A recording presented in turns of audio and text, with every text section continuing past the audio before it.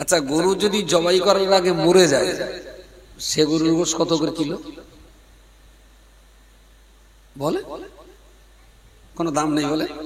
কোনো দাম? ইলিশ মাছ যদি জবাই করার আগে মরে যায় বলেন দাম কমবে 1800 টাকা।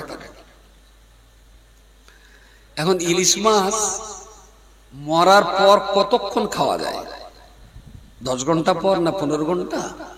ইলিশ মাছ বলুন, চুনো মাছ বলুন, চ্যাংশল বলুন, পোনা মাছ বলুন, কই মাছ, যে কোনো মাছ, মরা মাছ খাওয়া যায়, কিন্তু মরার কতক্ষণ পর পর্যন্ত যায় বলেন? মাছ তো প্রতিদিন খান কম বেশি। সত্যি জানেন না? না জানার পরেও বলতে পারছেন?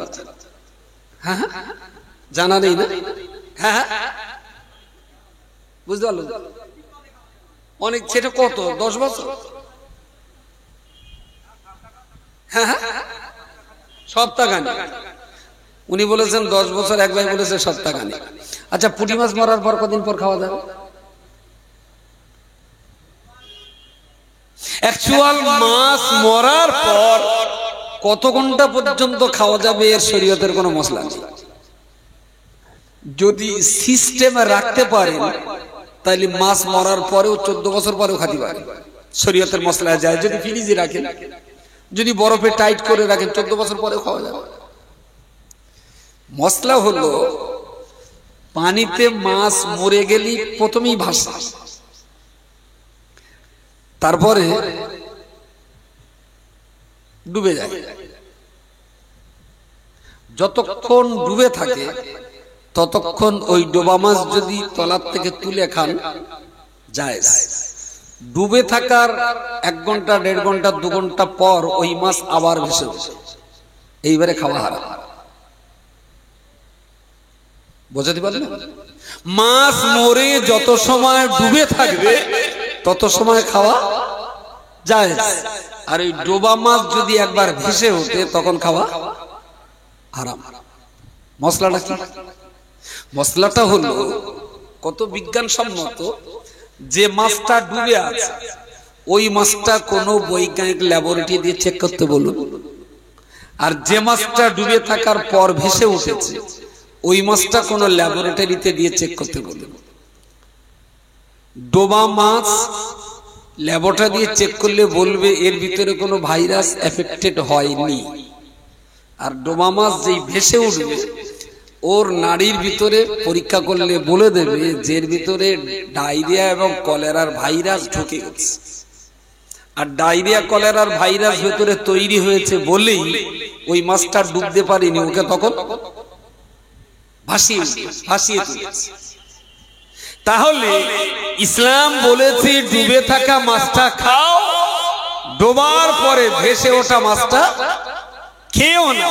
তার মানে ডুবে থাকা মাছটা খেলে আপনার শরীর ভালো থাকবে, আর ভেসে ওঠা মাছটা খেলে আপনার শরীর রোগ শোক জরাবেদি হতে পারে। তাহলে ইসলাম কি আপনার বুকি বাঁশ তুলে দিয়েছে না পা তুলে দিয়েছে? ইসলাম তো আপনার আমার আপনার উপকারের জন্য তো ইসলাম, কল্যাণের জন্য তো ইসলাম। ইসলাম বলেছে কোমর থেকে হাঁটুর নিচে পর্যন্ত পুরুষ মানুষ ঢাকবে, আর মহিলারা গাঁটির নিচে থেকে পুরো দেহটাই ঢাকবে, শুধু হাতের তালু আর মুখের এই অংশটা খোলা রাখতে পারবে মহিলা। হালি পরে আবার কি ধানা শুনতেছে, মদ্দা লোকের যত প্যান্ট সব গাঁটির নিচে, আর মেয়ে লোকের যত পায়জামা সব গাঁটির উপরে। খেয়াল করতে হবে, উল্টে গেছে গাঁটি, শুধু অপেক্ষায় আছে মেয়ে লোক কবে মদ্দা লোকের বাড়ি বিয়ে করতে যাবে। মনে হচ্ছে খুব বেশি দেরি নেই। আর এতদিন তো মদ্দা লোক মেয়েদের বাড়ি যায় বিয়ে করতে, এবার তো মেয়েরা উল্টে মদ্দা লোকের বাড়ি যায় বিয়ে করতে, যে বের গায়ে আমি আইসি করলে দাও। এই যে ঢেকে রাখাটা ফরজে আইন, এই ফরজ যারা ঠিকঠাক মেনে চলবে সেখানে শান্তি থাকবে। অনেক পাড়ায় আছে না বাধা বাঁচাড়ি দি খুঁজলে তো পাওয়া যায়। ইবাদত মানে কি? হ্যাঁ, ইবাদত মানে আমল করা। হলো না। ইবাদত মানে আমল করা, ঠিক হলো না। ইবাদতের একটা অংশ আমল, কিন্তু ইবাদত মানে গুণগান গাওয়া। উঠোন দেখেছে ঠিক, ঘরের উপর দিয়ে যায়নি। তাড়াতাড়ি বলেন ইবাদত মানে ফিকির বলেন। হ্যাঁ, কাজ করা। আমলের আরবি শব্দ, আরবিতে বলে আমল আর বাংলায় বলে কাজ। তার মানে আপনার ওর ভাইয়ের দুটো একই হয়ে গেছে। লেডিস মেল ওপেন হয়ে গেছে। আর অ্যাকচুয়াল ইবাদত শব্দের অর্থ হলো দাসত্ব বৃত্তি করা, গোলামি করা, কারোর চাকরগিরি করা। তো আমি এমন এক মহান সত্তার গোলাম, তিনি আমাকে যা বলবেন, আমার নিজের জ্ঞান বিবেক বুদ্ধি সমস্ত কিছুকে শেষ করে দিয়ে নিঃশর্ত এবং নিঃস্বার্থভাবে আল্লাহ যেটাই বলবেন বিনা যুক্তিতে বিনা তর্কে আল্লাহর কথাগুলো মেনে কাজ করার নামই হলো ইবাদত করা। তাতে গুণগানও হতে পারে, আমলও হতে পারে, আরো অনেক কিছু হতে পারে। ইবাদতের অর্থই হলো দাসত্ব বৃত্তি করা। যিনি ইবাদত করেন তাকে বলা হয় দাস, আর যে ইবাদত করে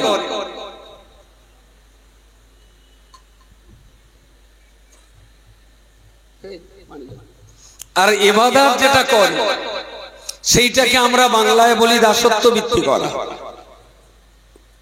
আর যার ইবাদত করি তাকে বলি মাবুদ বা উপাস্য, যার জন্য আমাদের ইবাদত।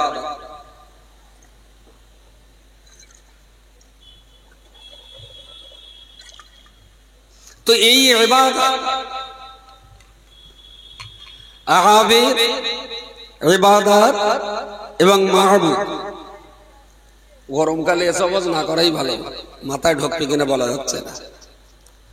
আবেদ, ইবাদত, মাহবুব। আবেদ মানে হলো দাস, ইবাদত মানে হলো দাসত্ব বৃত্তি, আর মাহবুদ হলো উপাস্য। যার জন্য ইবাদত করা হয় তিনি হলেন মাহবুব, আর ইবাদত যিনি করেন তিনি হলেন আবেদ। আবেদ আর মাহবুদের মাঝখানে সম্পর্ক বজায় রাখে যে বিষয়গুলো, সেগুলোকে বলা হয় ইবাদত। বাড়ি গিয়ে যদি গিন্নি জিজ্ঞেস করে যে কি ওয়াজ শুনেছো, বোঝাতে পারবেন? বোঝাতে পারবেন?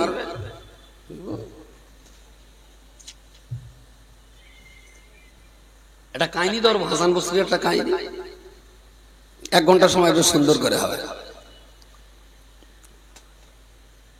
অ্যাকচুয়ালি আমরা যারা আল্লাহর ইবাদত করি,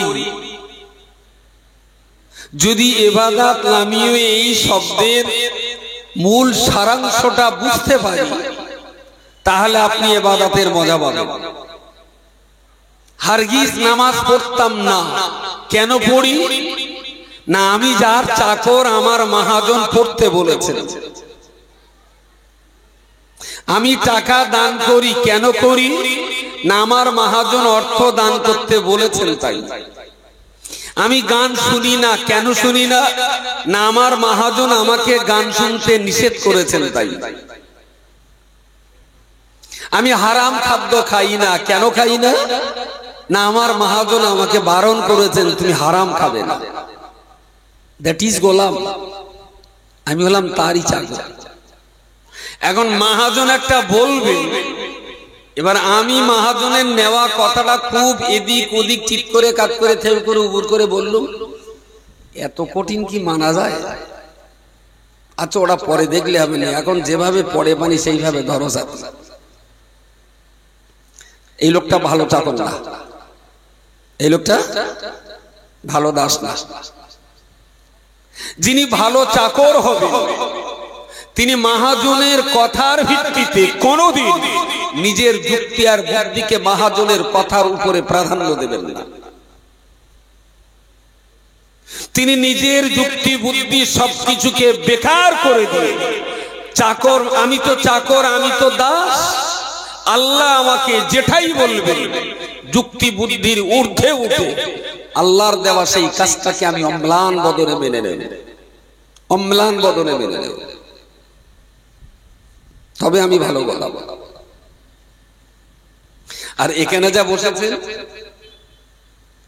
আপনারাও তো আল্লাহর দাস, আর সবচেয়ে ফার্স্ট ক্লাস আল্লাহর সবচেয়ে ফার্স্ট ক্লাস যারা চাকর, আল্লাহর সবচেয়ে যারা ভালো বান্দা, সেই সব পার্টি ঈদের দিন ঘোষবাড়ি গিয়ে লাইসেন্স এনেছে। ঈদের দিন ঘোষবাড়ি যেন চেনেন না মনে হচ্ছে, এটা ধানাজি মারা হচ্ছে আমার সঙ্গে। ঈদের দিন পুরো ঘোষবাড়িটা মুসলমানের দখলে, পুরো ঘোষবাড়ি মুসলমানের দখলে।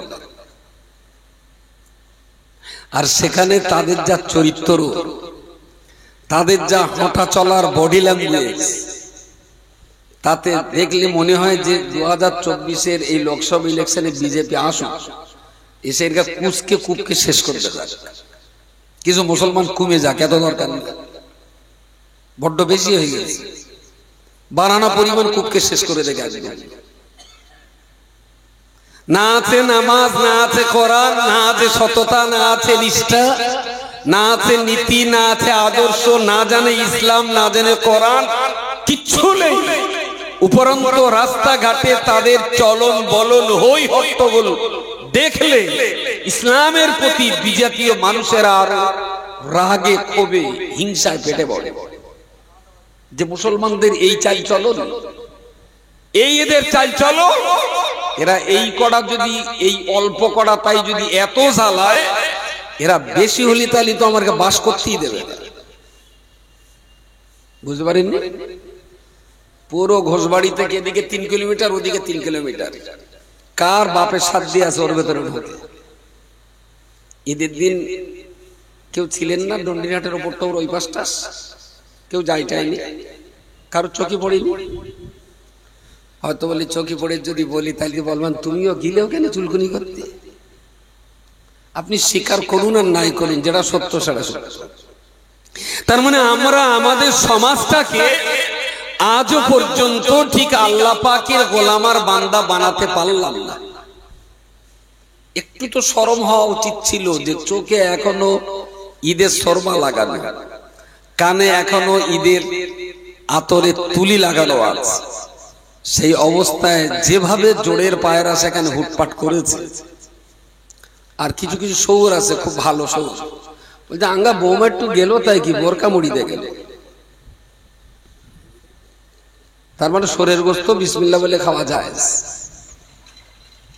বৌমা বোরকা মুড়িতে গেল মানে আর কোনো অসুবিধা নেই।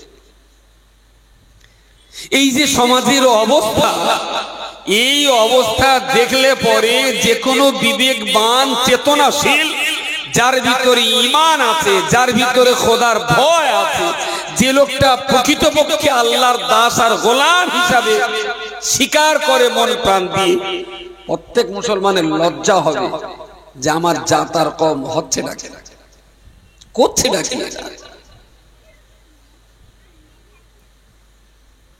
যে কথা বলছি, ইয়াকা না'বুদু ওয়া ইয়াকা নাস্তাঈন, আল্লাহ আমরা গোলামি করি, দাসত্ব বৃত্তি করি, হুকুম মানি শুধুমাত্র তোমারই। আচ্ছা, এই যে বৃষ্টি হচ্ছে না, কোন মুসলমান কি মমতার কাছে বৃষ্টি চেয়েছে যে দিদি একটু বৃষ্টির ব্যবস্থা করো? চেয়েছে কেউ? কোন মুসলমান মোদির কাছে বৃষ্টি চেয়েছে তুমি আঙ্গা প্রধানমন্ত্রী একটু বৃষ্টি দাও? এই জায়গায় বলো সব সম্বন্ধী জানে যে আল্লাহ ছাড়া এই জায়গাটায় আর কারণ নাই। সে নামাজ পড়ুক আর না পড়ুক, মদ খাক আর চুল্লু খাক, ঘোষবাড়ি যাক আর বড়বাড়ি যাক, যেখানেই যাক না কেন, পার্টি কিন্তু এইটা ভালো জানে যে পানি দেওয়ার ক্ষমতাটা আল্লাহ ছাড়া, আল্লাহ ছাড়া। এটা কিন্তু সবাই স্বীকার করে। এই স্বীকারোক্তিটা ভিতরে আছে বলে আমি অবশ্যই তাকে মুমিন বলবো, আমি বেদিন বা কাফের বলবো না। খুব যাররা পরিমাণ হলেও তার ভিতরে এখনো আল্লাহর একত্ববাদের বিশ্বাসটুকু আছে, এটা নিঃসন্দেহে আমি ভালো বলবো। তবে বিশ্বাসটা যখন অন্তরে আছে, এবারে তুমি ভাই একবার বোঝার চেষ্টা করো সোনা, যে তোমার এই বিশ্বাসটার দাম কত। তুমি যে আল্লাহর একত্ববাদকে বিশ্বাস করেছো, এই বিশ্বাসটা কত দামি, কত মানি, কত মর্যাদাবান, কত মূল্যবান। ও যদি ওই বিশ্বাসটার মূল্য জানতো, তাহলে কিন্তু ঘোষবাড়িতে কখনো যেত না, যে এত দামি সম্পদ নিয়ে আমি ঘোষবাড়ি যাব না। কারণ ওখানে ওই প্রচন্ড ভিড়ভাট্টার ভেতরে আমার এই দামি সম্পদটা ছিনতাই হয়ে যেতে পারে, তাই না? এই অবাঞ্ছিত জায়গায় গেলে আমার এই দামি সম্পদটা চোটপাট হয়ে যেতে পারে। ওর ঈমান আছে, কিন্তু ঈমানের দামটা যে কত এটাও নিজেও বোঝে না। নিজে বুঝলে তাহলে এই সমস্ত নোংরা জায়গায় সে কখনো যাবে না। আমার আল্লাহ পাক রব্বুল আলামিন কোরআন শরীফের অপর একটা জায়গায় বলেছেন, ইন্নাল্লাযীনা ক্বালু রাব্বুনাল্লাহ সুম্মা ইসতাকামু তাতানাজ্জালু আলাইহিমুল মালায়েকা আল্লা তাখাফু ওয়া লা তাহজানু ওয়া আবশিরু বিল জান্নাতিল্লাতী কুনতুম তুআদুন। আমার আল্লাহ পরিষ্কার করে বলেছে, হে পৃথিবীর মনুষ্য জাতি, তোমাদের মধ্য থেকে যে সমস্ত মানুষেরা ক্বালু রাব্বুনাল্লাহ, যারা স্বীকার করে নিয়েছে আল্লাহই হলেন আমার একমাত্র রব, আল্লাহ আমার একমাত্র রব। প্যান্ডেলের কাজ আপনি করেছেন? প্যান্ডেলের কাজও আপনার? ওই নিচের একটু খুলে দিলে এই হাওয়াটা একটু পাস হলি মানুষ একটু বসতে পারতো ভালো করে। কর্তৃপক্ষ কেউ আছে এখানে? একটু পেলে একটু খুলে দেন না, নিচের হাওয়াটা পাস হলি না। ভুল বলিনি তো আমি? হ্যাঁ, ওই নিচের এটা একটু খুলে দেবেন ভাই, একটা দুটো পেরেক তুলে। কোন সাইড? ও দেয়াল। হাওয়াটা একটু পাস হলি না, মানুষ দেখতে পাচ্ছ না, লোক সব এই কানার দিকে বসতে, মাল মারার ধান্দায়। কানায় বসতে একটু ঠান্ডা লাগবে, আর গরমও তো প্রচন্ড। তাহলে আর কিছু করার নেই, দেয়াল আছে যখন খুলে লাভ। আমি ভাবছিলাম দেয়ালটা না থাকলে এটা তুলে দিলে একটু হাওয়া পাস হলে বেশি হাওয়া। যাক, ইন্নাল্লাযীনা ক্বালু রাব্বুনাল্লাহ, পৃথিবীর সেই সমস্ত মানুষ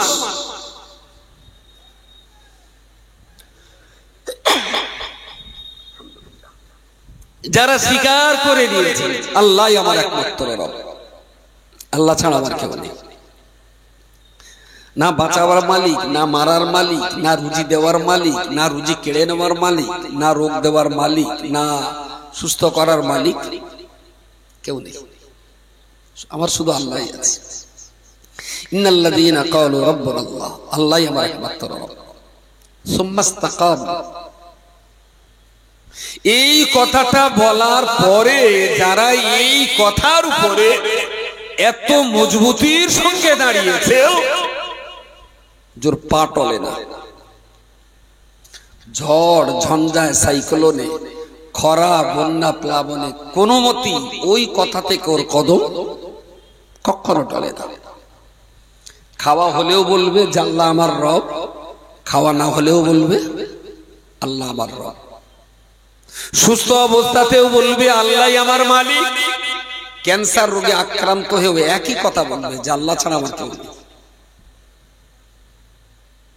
একে বলা হয় ইস্তেকামাত। ক্ষুধায়, পিপাসায়, যন্ত্রণায়, ব্যথা বেদনায়, হাসিতে কান্নায়, সকল অবস্থাতে সে বেচারা আল্লাহ ছাড়া তার কদম কখনো টলবে না। প্রিয় শ্রোতা মণ্ডলী, এই যদি মানসিকতা তৈরি করতে পারি, জবানে আল্লাহ বলার পাশাপাশি এই কথাটাকে, এই বিশ্বাসটাকে যদি আমরা আমাদের অন্তরের ভিতরে জায়গা করে দিতে পারি, আমার উত্থান, আমার পতনে, আমার হাসিতে, আমার কান্নায় আমি কোনো দিনের জন্য এই সঠিক জায়গা থেকে আমার কদম টলবে না। আমি অন্য কোনো দিকে তাকাবো না, আমি আমার জায়গা থেকে একটু নড়চড় করব না। তাদের মুখে এটা মানাতে পারে ইয়াকা নাবুদু আল্লাহ তোমারই ইবাদত করি, শুধুমাত্র তোমারই দাসত্ব বৃত্তি করি, আর ওয়া ইয়াকা নাস্তাইন আমি তুমি ছাড়া যেন কারো ইবাদত যখন করি না, তাহলে আমার যা কিছু চাওয়া পাওয়া তুমি ছাড়া আর জীবনে কখনো কাউকে চাই না। ওয়া ইয়াকা নাস্তাইন আর সাহায্য যা কিছু চাওয়া আল্লাহ শুধু তোমারই কাছে চাই, শুধু তোমার কাছে চাই। দেখুন পৃথিবীতে না আমরা মানব জীবনে চলাফেরায় অভাবের তাড়নায় কখনো হাত পাতি যে ভাই আমার 10টা টাকা দেবেন, আব্বার শরীর খারাপ। আমরা মাদ্রাসার জন্য হাত পাতি, ভাই 500 টাকা দেবেন, ও মাদ্রাসা সাদ হবে। এই যে চাওয়াটা, এই যে চাওয়াটা, এই চাওয়া মানে এই নয় যে আল্লাহকে বাদ দিয়ে আমি অন্যের কাছে চাইছি। কেন বলছি এটা? যেহেতু কোরআন শরীফে আল্লাহ নিজেই আমাদের বলেছেন ফাআম্মাল ইয়াতীমা ফালা তাকহার ওয়া আম্মাস সাইলা ফালা তানহার। কোন ইতিম কোন মিসকিন কেউ যদি তোমাদের কাছে চায় তোমরা তাদেরকে দাও, তোমরা তাদেরকে দাও। তো বান্দার কাছে যাকাত চাইছি তার মানে এই না যে আল্লাহর কাছে বাদ দিয়ে বান্দার কাছে চেয়ে আল্লাহকে ছোট করছি। এটা আল্লাহর নির্দেশ রয়েছে। বড় লোকের প্রতি আল্লাহর নির্দেশ আছে গরিবদের দাও, গরিবদের প্রতি আল্লাহর নির্দেশ রয়েছে চুরি ডাকাতি করো না। যদি সংসার চালাতে না পারো মানুষের কাছে হাত পাতো, চুরি ডাকাতি করো, খুন রাহাজানি করো না। তোমার সংসারে অভাব অনটন হয় তুমি মানুষের কাছে চাও। তাহলে আল্লাহ জমিদারদের যেমন বলেছেন গরিব মিসকিনদের দান করো, গরিবদের আল্লাহ তেমন বলেছেন খারাপ পথে না যেয়ে মানুষের কাছে হাত পাতো, ভিক্ষা করে খাও, তথাপি চরিত্র সর্বনাশ করে দিও না। এই চাওয়াটা যেহেতু আল্লাহর বিধান রয়েছে সেই জন্য এই চাওয়া মানেই এই নয় যে আমরা আল্লাহকে ছোট করছি। ইয়াকা নাবুদু ওয়া ইয়াকা নাস্তাইন। এবারে যেটা কথা আল্লাহ কোরআন শরীফের ভিতরে বলেছেন আফা হাসিবিতুম আন্নামা খালাকনাকুম আবাসা। আফা হাসিবিতুম আল্লাহ বলেছেন তোমরা কি এটাই ভেবে নিয়েছো, তোমাদের ধারণা কি এটাই তৈরি হয়েছে আন্নামা খালাকনাকুম আবাসা, আমি আল্লাহ তোমাদের একদম বেকার সৃষ্টি করেছি। তোমরা কি এটাই ভেবেছো যে আমি তোমাদের একদম বেকার তৈরি করেছি? কখনো না। ওয়ান্নাকুম ইলাইনা লা তুরজাউন, একদিন কিন্তু তোমাদেরকে আমি আল্লাহ আমার দরবারে হাজির করাবো, আমি বেকার সৃষ্টি করি। আল্লাহ পৃথিবীর কোন কিছুকে, মানুষ তো অনেক দূরের কথা, চালার একটা পিঁপড়েকেও আল্লাহ বেকার সৃষ্টি করেন। আল্লাহ মাকড়সা, সারপোকা, তেলাপোকা, মুই পোকাকেও বেকার সৃষ্টি করেন। প্রত্যেক সৃষ্টির পিছনে কিছু না কিছু কারণ আছে। আল্লাহ বিনা কারণে কিছু সৃষ্টি করেন। আর মানুষের বিবেকের চেতনায় চাবুক মেরে আল্লাহ বললেন আপা হাসিবিতুম, তোমরা কি এটাই মনে করেছো আন্নামা খালাকনাকুম আবাসা, আমি আল্লাহ তোমাদের বেকার সৃষ্টি করেছি আর তোমরা মন মে চাঙ্গা তো কাট মে গঙ্গা যা ইচ্ছা তাই করবে আর আমি আল্লাহ তোমাদেরকে ছেড়ে দেব? এটা কিন্তু হবে না। সুম্মা লা তুসআলুনা ইয়াওমা ইযিন আনিন নাঈম, তোমাদের সবাইকে কিন্তু আমার কাছে আসতে হবে আর আমি কিন্তু সবাইকে যা যা দিয়েছি আমার দেওয়া সেই নিয়ামতের জবাবটা দেওয়া লাগবে। যা যা দিয়েছি তার জবাব দিতে হবে। রব্বুল আলামিন আল্লাহ কোরআন শরীফে যখন বলে দিয়েছে আমি আল্লাহ তোমাদেরকে বেকার সৃষ্টি করেছি, তোমরা কি এটাই ধারণা করেছো ওয়া আন্নাকুম ইলাইনা লা তুরজাউন, আমি আল্লাহর কাছে তোমাদের আনয়ন করা হবে না? না না, এটা কখনো সত্য নয়। অবশ্যই সুনির্দিষ্ট একটা সময় পেরিয়ে যাওয়ার পরেতে তোমাদের মৃত্যু দেওয়া হবে, দুনিয়াতে তোমরা মরে যাবে, প্রিয়জন তোমাদের কবর দিয়ে দেবে, নিয়ামতের মাঠে তোমাদেরকে কিয়ামত পেরিয়ে যাওয়ার পরে হাসরের মাঠে তোমাদেরকে উত্থান করা হবে এবং সেই দিনে আমি আল্লাহর সামনে তোমাদের দাঁড় করানো হবে। সুম্মা লা তুসআলুন্না ইয়াওমাইযিন আনিন নাঈম। দুনিয়ার জীবনে আমি আল্লাহ যা যা নিয়ামত তোমাদের দিয়েছি, আমার দেওয়া প্রত্যেকটা নিয়ামতের চুল চিরে কৈফিয়ত তলব করা হবে। আমার প্রত্যেকটা প্রশ্নের জবাব না দেওয়া পর্যন্ত আমার জান্নাতের দিকে এক কদম বাড়তে দেওয়া হবে না। সেই দিনটার কথা কি একটু মনে ভাবার টাইম হয় না? একটু কি চিন্তা ফিকির করার টাইম হয় না? যে কোরআন নিয়ে সাধনা, যে কোরআন নিয়ে আরাধনা, যে কোরআন নিয়ে আমাদের জীবনে চলা বলার অনুপ্রেরণা, এই কোরআনের ভিতরে তো সব কিছু বলা আছে। আল্লাহ তো কিচ্ছু গোপন করেন বলে, সব তো আল্লাহ বলে দিয়েছে। আর আল্লাহ কোরআনে যা যা বলে দিয়েছেন এগুলো আমাদের ভালোর জন্য বলেছেন। একটা ছোট্ট মশলা বললাম, এখনো যেন কিছু মুসলমানের ধারণা জাকাতের টাকা চাইলি না, ওরা যেন ভাবে খেটে খেটে মুখ দিয়ে রক্ত উঠে যাচ্ছে আর কাইম সাহেব এসে জাকাত না যাবে। ওরা ভাবে এটা যেন একটা ট্যাক্স, না দিলে খুব ভালো হয়, টাকা রোজগার করবো আমি আর ওরা যাবে।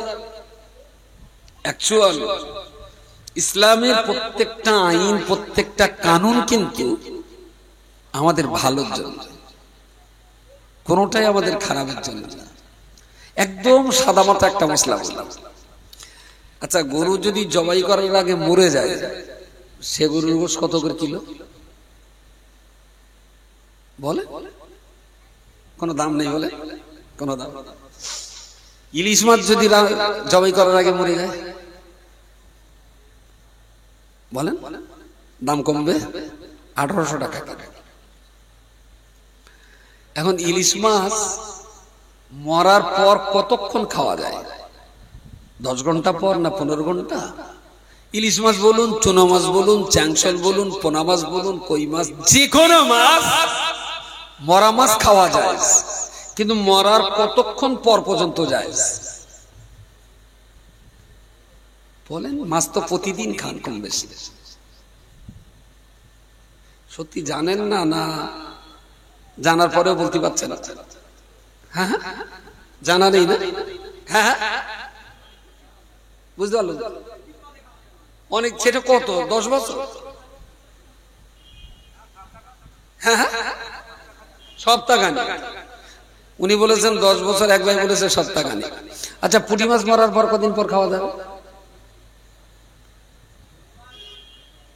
অ্যাকচুয়াল মাছ মরার পর কত ঘন্টা পর্যন্ত খাওয়া যাবে এর শরীয়তের কোনো মশলা নেই।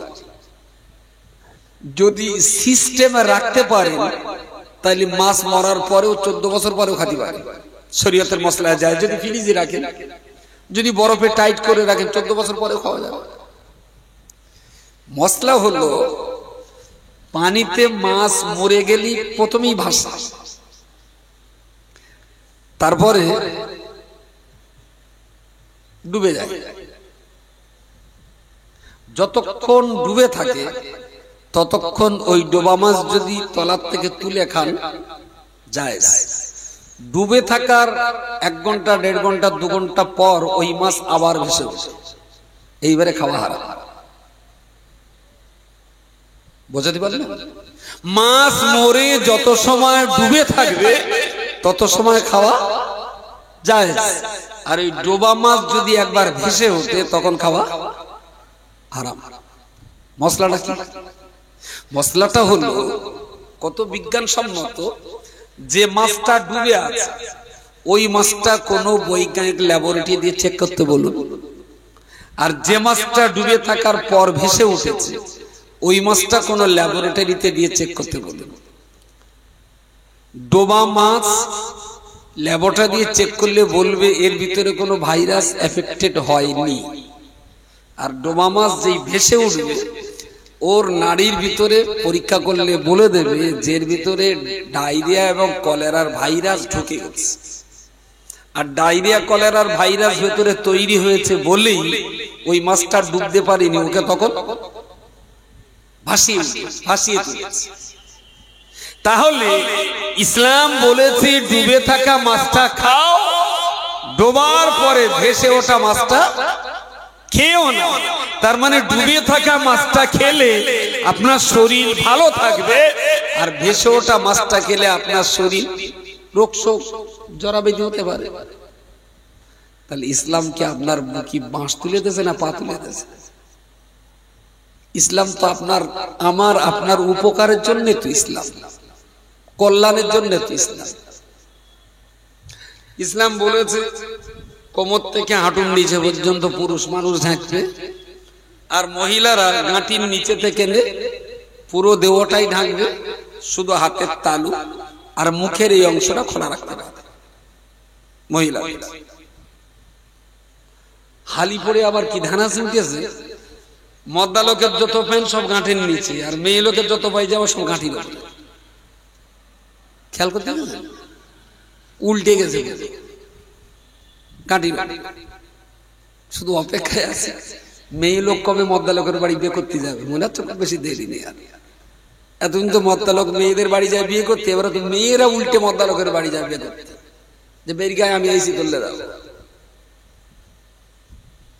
এই যে ঢেকে রাখাটা ফরজে আইন, এই ফরজ যারা ঠিকঠাক মেনে চলবে সেখানে শান্তি থাকবে, আর যারা ঠিকঠাক মানবে না সেখানে অশান্তি। নাভি থেকে নিয়ে হাঁটুর নিচে পর্যন্ত ঢেকে রাখা প্রত্যেক পুরুষের জন্য ফরজ, ঢেকতেই হবে। কিন্তু কিছু কিছু মদ্দা লোক আছে, দুপুরে খেয়ে দিয়ে একটু ভুড়ি মোটা টাইপের হলি না, খেয়ে দিয়ে চার হাত পা ছেড়ে দিয়ে বারান্দায় পড়ে থাকবে, আর লুঙ্গি নিচে এগে তাহাতার সারা এগে বেঁধে যাবে, কুমিরি জলস্থির মতন পড়ে রয়েছে। মানুষ না জলস্থি চেনা যাবে না। লুঙ্গি কখনো, প্যান্ট কখনো, পায়জামা কখনো নাভির নিচে নামে। যাদের নাভির উপরে লুঙ্গি পায়জামা প্যান্ট পরা অভ্যাস, ঘুমের ঘরেও যদি নাভির নিচে নামিয়ে দেন, ও ঘুমির ঘরে পিস মোড়া দিয়ে আবার টেনে তুলবে, যাদের অভ্যাস আছে। আর যাদের নিচে পড়া অভ্যাস, ওদের যদি আবার তুলেও দেন, ঘুমির ঘরে আবার টেনে লাভিয়েও দেবে। নাভির নিচে পরনের কাপড় পরা এটা এক ধরনের বদভ্যাস, বেয়াদবি। ফরজ তরক করেছেন আপনি। ওই কি বলে ক্যাটারার নাচগাল খাবার টাবার সব দেয়, কি ক্যাটারার না কি বলে ক্যাটারার, প্রায় দেখি ওরম মাটিতে যদি হয় এরম হ্যান্ড হয়ে দিতে যাবে, আর উপরে পিঠির জামা টান ধরবে, আর এদিকে প্যান্ট নেমে গেছে, পাশার অর্ধেকটা দেখা যায়। আমি এই ভাত দিতে পারে পাশাটা, খেয়াল করে দেখবেন প্রায় এত বাজে লাগে। আসলে যে অঙ্কটা ঢেকে রাখলে সভ্যতা বজায় থাকে, এই অঙ্কটা যতক্ষণ আপনি ঢেকে রাখবেন ততক্ষণ আপনি সভ্য। যখন উলঙ্গ করে দেবেন তখন আমাদের সভ্যতা ঠিক থাকবে না, দেশ